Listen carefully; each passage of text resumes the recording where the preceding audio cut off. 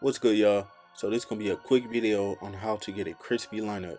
So first and foremost, you want to make sure the hair is clean. You can use alcohol. You can wash the hair before you start the lineup process, but always make sure the hairline is clean. And then you see me spray on some holding spray to prep the line so the hair can lay down. So when I line it up, it'll come out crispy as you can see right now.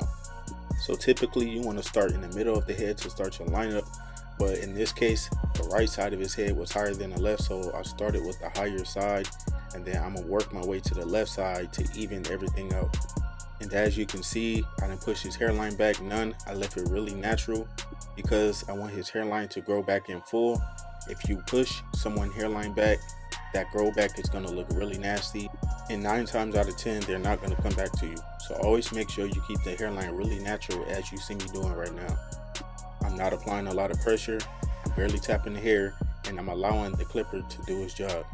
And for a quick tip, if you have trouble doing a lineup and making sure it's straight, you can use a color pencil first before you do the lineup, and then you want to go over that pencil with the liner and trace the hairline.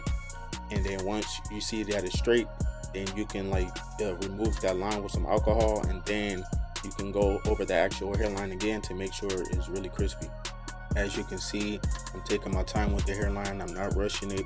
I'm making sure everything is on point and making sure I'm keeping the hairline as natural as possible. Now y'all see how the hairline is without the enhancements.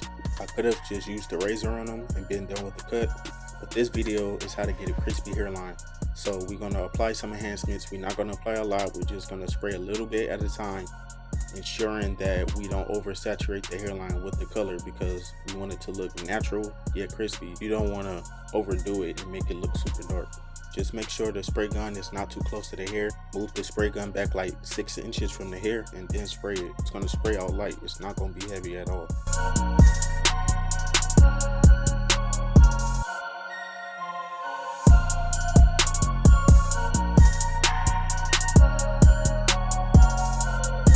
This step right here is going to bring life to the haircut. I use a color pencil lighter than the skin to give it like an ash line. You go see, like once I line it up with the razor, you go see the hairline pop even more.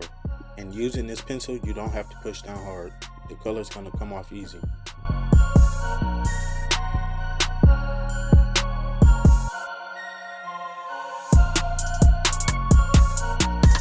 I didn't even use the straight razor yet, and you can already see the hairline popping. When using a straight razor, make sure you use light strokes so that way you don't cut anybody. And if you have trouble using a straight razor, you can always use a balloon, put some shaving cream on there and use the razor to shave the balloon. If you can shave the whole balloon without popping it, then you know you did it right.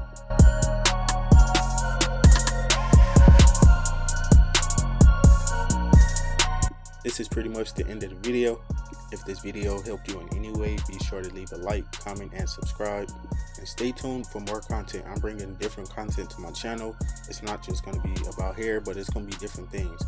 If you subscribe, you will know when I drop videos. So I appreciate y'all. I appreciate all the ones that sub and watch the video. Till next time, I'm out.